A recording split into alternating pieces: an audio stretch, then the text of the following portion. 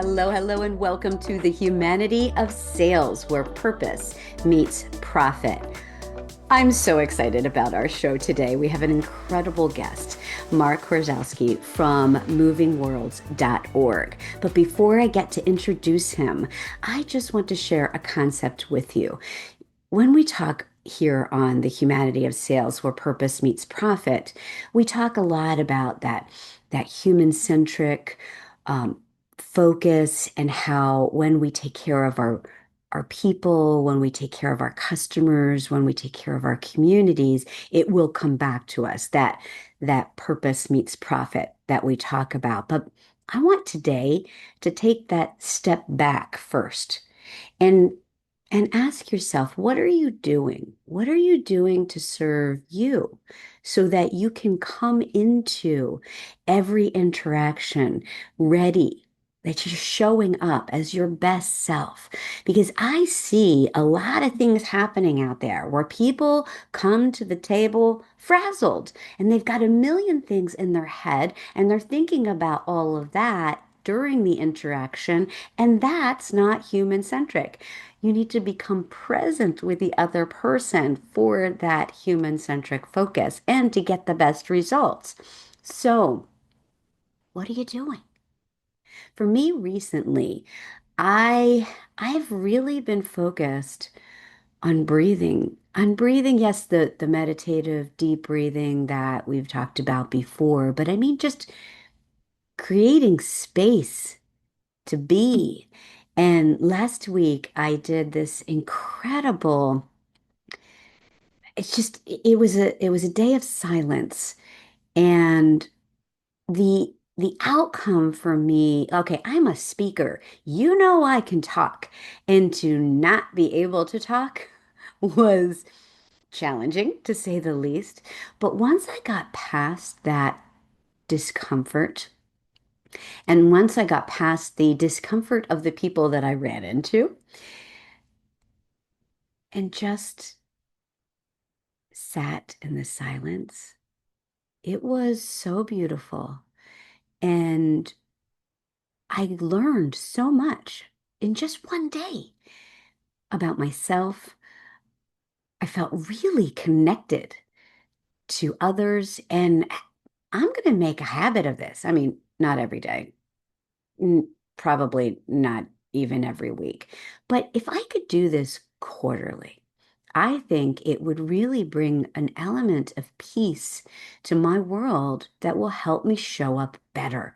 So, as I introduce our next guest, I want you to think about, what can I do to fill myself? Maybe it's exercising. Maybe it's taking that downtime. Maybe it's meditation. Maybe it's breathing. I don't know what it is, but I'd like you to take the challenge and find out what it is so that you can feel amazing and show up as your best self for others.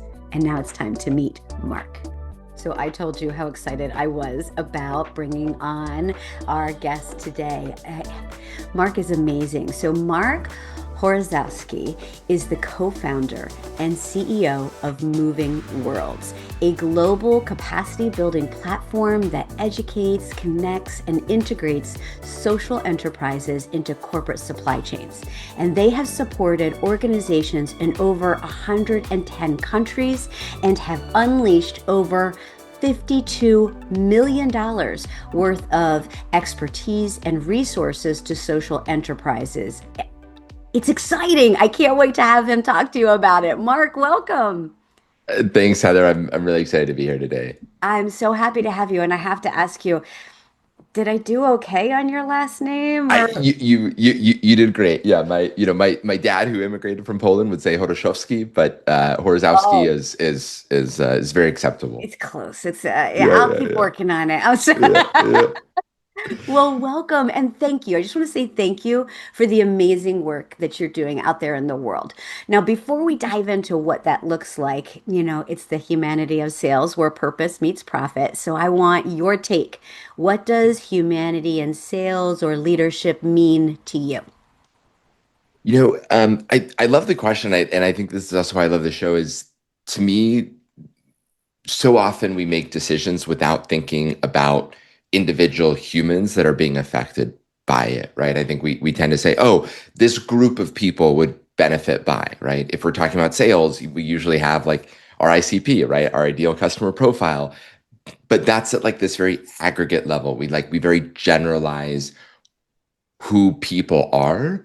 Mm. And to me, finding humanity is actually looking at the individual person that we're trying to serve, right? And so even though Moving Worlds does that at scale, for me, the question is always, how can we get and understand the challenges that individuals, even if they are within organizations, are working through in order to create change. So, as an example, we support these social entrepreneurs in over 110 countries, and it's easy for us to generalize and say, "Oh, they need help finding, investment. They need help finding access to new markets."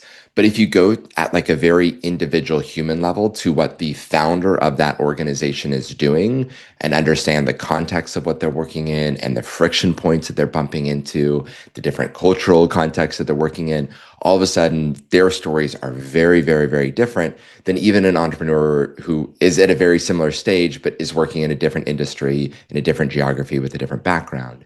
And I think on the other side of that, right, we connect professionals from around the world to volunteer their skills and help with these entrepreneurs.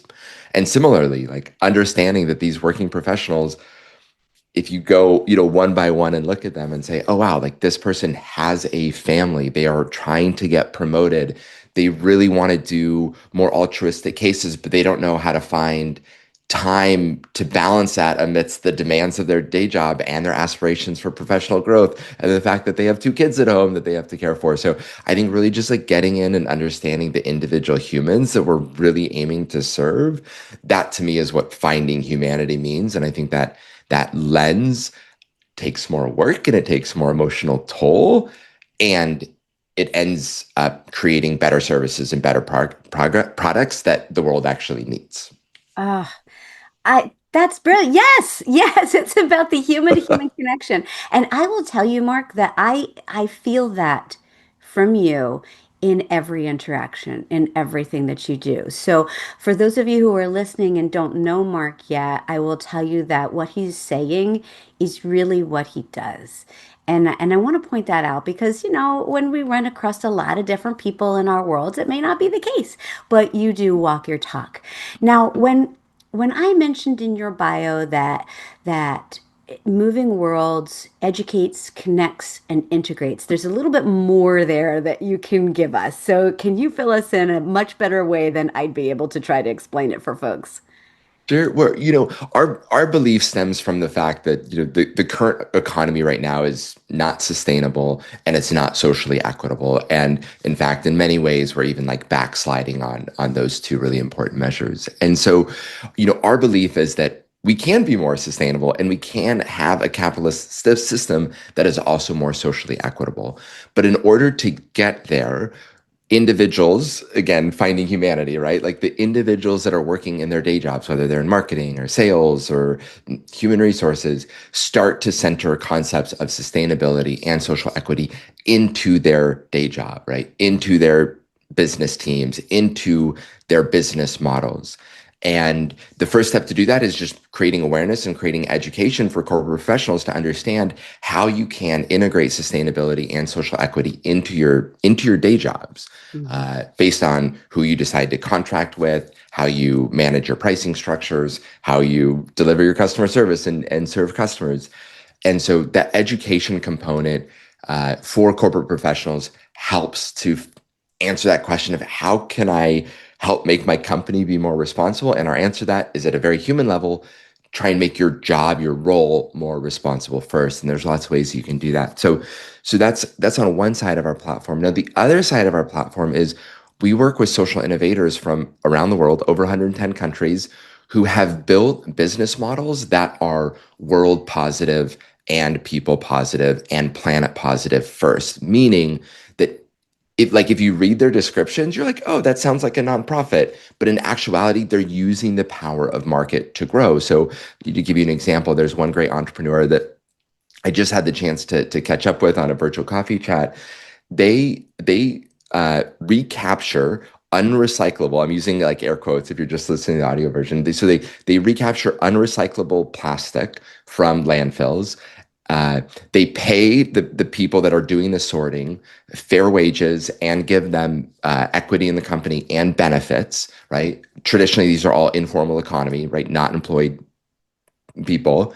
And then they turn that into in a carbon neutral way. They turn that into a reusable plastic, a polymer that can be used in both their own products as well in like bigger commercial applications, right? And they do that all using the power of the market, right? They sell that polymer, and it's like fully embedded, so it's fairly priced in order to pay everybody along their entire value chain fair wages, to recapture any carbon that they might emit in the process, Mhm. and so it you kind of read about it, you're like, oh, this almost sounds like a nonprofit, but in fact, it is a for-profit entity, but with it, in its articles of incorporation, its goal is to create impact first, Mm. and so there's a lot of different ways that these organizations can grow, but oftentimes they don't have access to global supply chains, right? So if I'm using the case of this entrepreneur, one of their big growth challenges is how do I then take this polymer and plug that into a global value chain, right? How do I try and get virgin plastic out of supply chains and use this recaptured plastic instead, right? So we provide some of the education and guidance to those entrepreneurs in order to scale up, right? So that's the education component. The connection component is one of the best ways that we can both improve education for corporate professionals and help these entrepreneurs to scale is actually connect those two audiences together. So globally, we match corporate professionals to volunteer their skills with early stage social innovators to help these social innovators grow. And so that skills-based volunteer happens on the movingworlds.org platform. Anybody can register, but we also partner up with companies like EY, SAP, and others who sponsor their employees to learn about this and then actually volunteer their skills with these innovators. And then the last stage of that is then integrate, right? So once these corporate professionals spend time with these amazing social innovators from around the world, they usually find ways that they can integrate those entrepreneurs back into their supply chain so they can bring them in, right? So they can bring that upcycled polymer, right, that was previously ending up in oceans, right? They can bring that into their product line, or they can find entrepreneurs to help make their technology more accessible and more green, or they can find entrepreneurs to help improve who they recruit and how they onboard and train their own employees. The list goes on, but Wow. that for us is how we operate.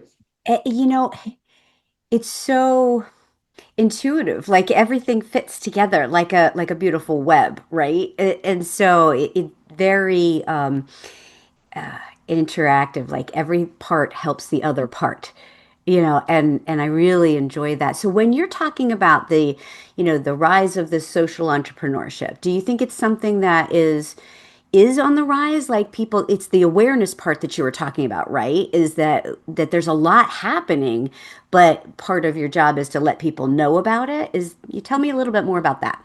Yeah, yeah, and there's a report. So we're members of an organization that's called the Global Alliance for Social Entrepreneurship. That's a subset within the World Economic Forum, and they did a report on this. I think it was about last year, maybe 18 months ago. It was like measuring the size of the social entrepreneurs, and social entrepreneurs are already. My data will probably be just a little bit off, but they're already contributing like trillions of dollars, right? Not billion, like trillions of dollars into the global economy. There are millions actually of these organizations. Now, many of them are actually like very, very small, right? Community based. I'm saying like a corner shop. It might be like a local cooperative, right? Social enterprises is this kind of encompassing term. Legally, these can be nonprofits, they can be cooperatives, they can be benefit corporations or social purpose corporations. As you go globally, the different type of legal language that's used to define them becomes more and more broad, especially as you expand across geographies. But their shared common belief is saying we put purpose and planet over our profits. Hmm. There's a great organization that's called People and Planet First. It's a certifying organization that really validates who these social enterprises are. And so it is absolutely a growing movement. The challenge it's really kind of bumping up against, right, is then how does it plug into like a corporate supply chain Mhm. when that corporate supply chain measures short-term profits above all. And so that's really the awareness is I think a lot of people go, oh, these business models make sense. We all think it's best in the long term. But if I'm measured on quarterly performance and on quarterly profit margins, then all of a sudden you introduce a lot of tension where it's harder to optimize and actually care for things like environmental sustainability and social equity. And so that's a lot of where our education is how do you actually build the short-term case when it creates more profit tension for-profit entities, and how do we show that really the long term the best decision you can make is to start integrating things into these business models. But there's a great report on the World Economic Forum's Global Alliance for Social Entrepreneurship a website that points to more of that, and I can dig that up and maybe we can Yeah, share you that know what? in Let's the show put that notes. into the description here so that people can find that as well. Thank you. I appreciate that. You know, it's fascinating, and I want to dive more into, the education on the corporate side of how we can incorporate more of that in. But I had just one more thing I wanted to observe and share, and that is I really enjoyed that program I came on with Moving Worlds where you brought Seth Godin on to speak to those social entrepreneurs, and they were amazing. They were amazing. They were passionate. They were smart. They had great ideas. They were already growing. And then Seth was able to like kind of refine with awesome questions that help them to be able to think differently about that profit and how they can, continue doing what they're passionate about doing, serving the planet, the world, but in a way that's going to appeal more to these corporations, right? And so do you do these a lot?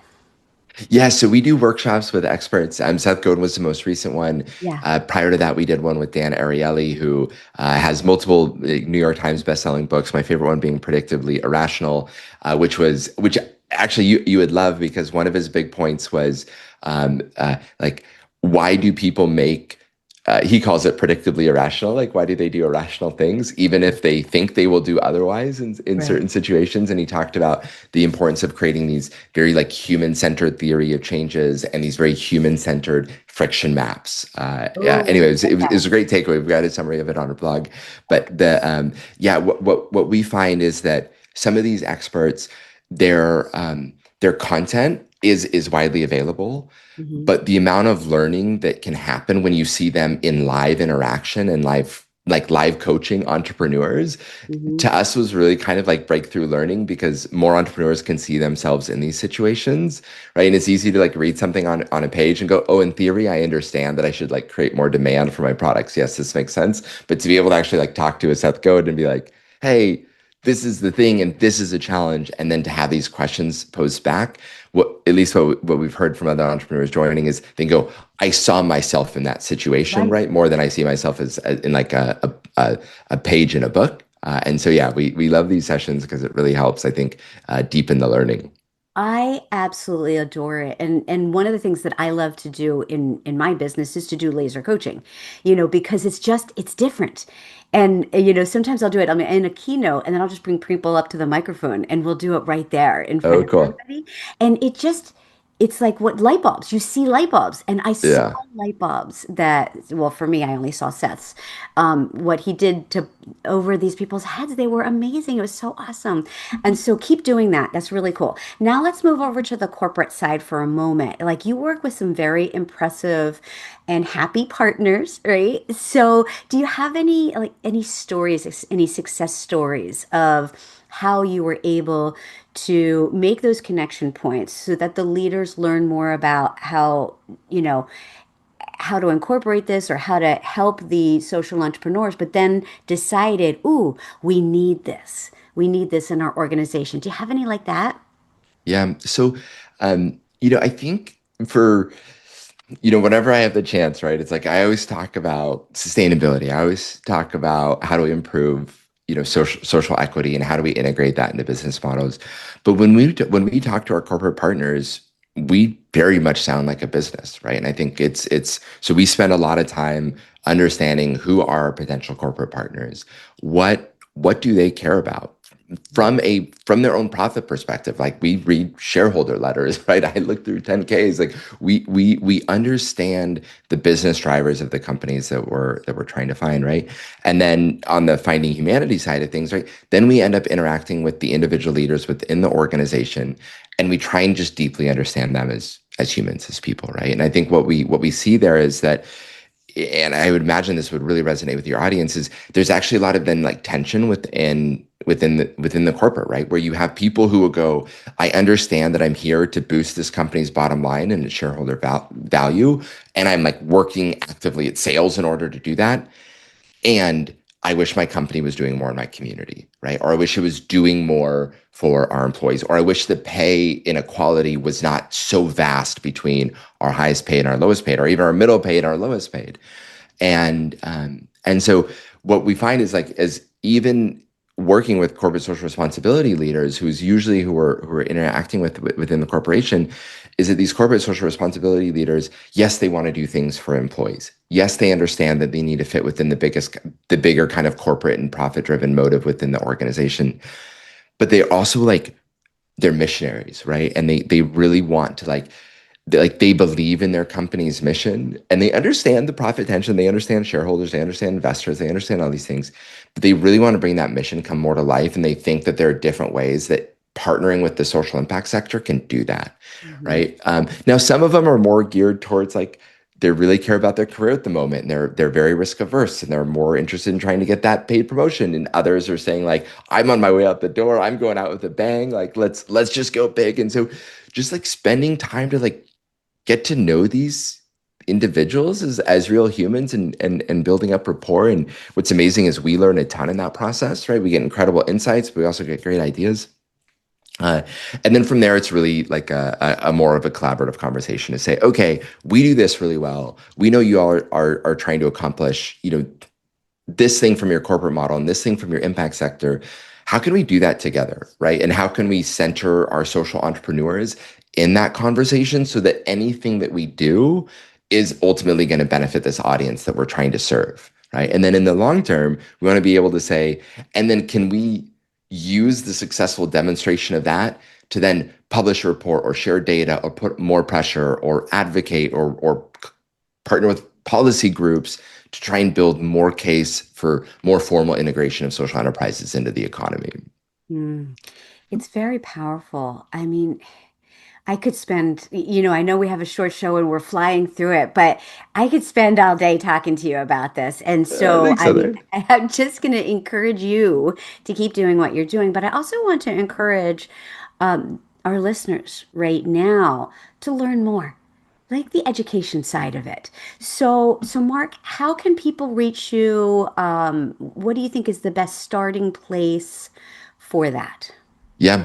Um, I love to connect with people on LinkedIn, and so it's uh, the benefits of having a very challenging last name, at least phonetically, is that it's pretty unique. So yeah, so Mark Horoszowski on LinkedIn. It's also my handle there as well. You can connect on email, mark@movingworlds.org.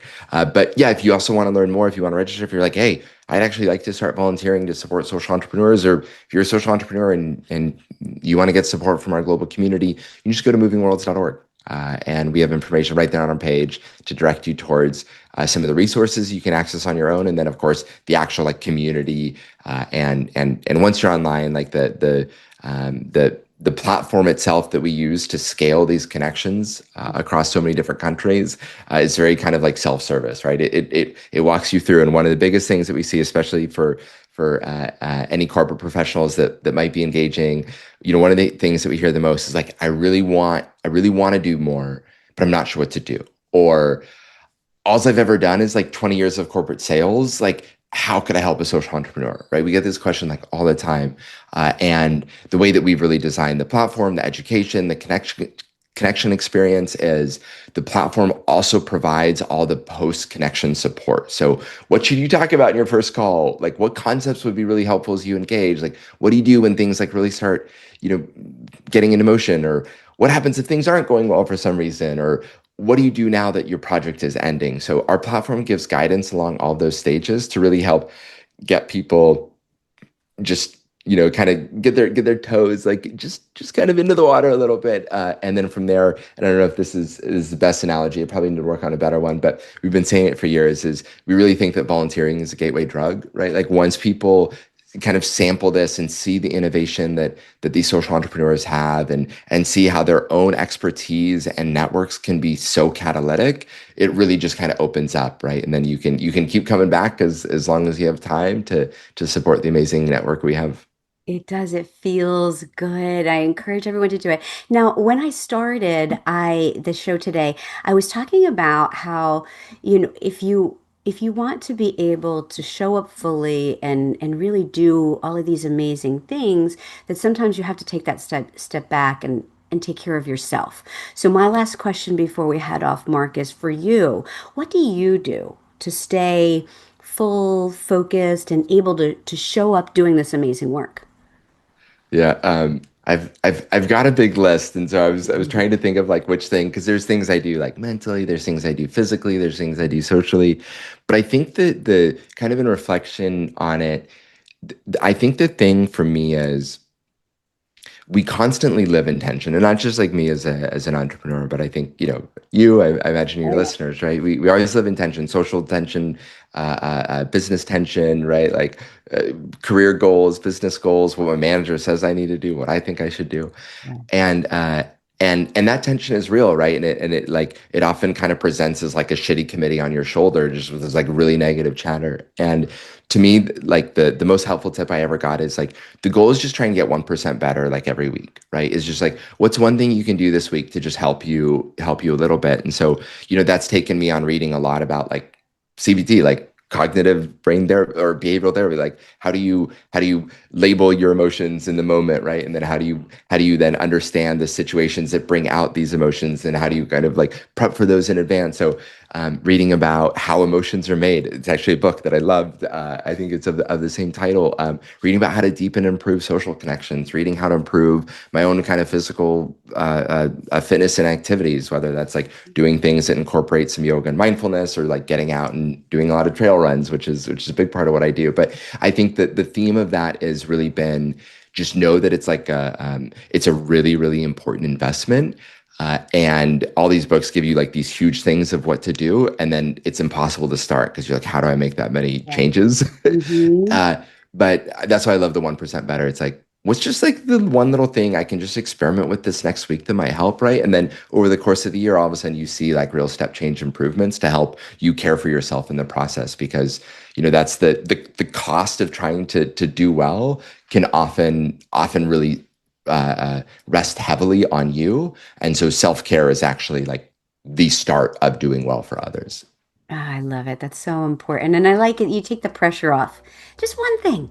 Just one thing that you One can little do a thing, one little little bit thing. better, right? We can all do that. That's wonderful. Mark, thank you so much for your time today here on the show, filling us in on all the great work that you're doing, and also everything else that you're doing out there. So once again, keep doing that. Listeners, if you love this, come back, share it out with people. We love when you do that. And let us know if you know somebody who would be a great fit in the humanity of sales where purpose meets profit. Thanks so much, Heather. I really appreciate the opportunity. Gosh, wasn't that incredible? I just love the work that they're doing over at movingworlds.org. Thank you to Mark and all of the folks over there who are doing this incredible work to make those connections, to educate, to integrate, and help social entrepreneurship. Now, I want to ask you, I mentioned this before, do you know anybody who'd be a good fit for the show? Let me know. Reach out to me at heather@heatherhanseno'neill.com. And of course, share the show out. Subscribe here so that you don't miss a single amazing episode. Thank you. Thank you so much for your interest in the humanity of sales where purpose meets profit.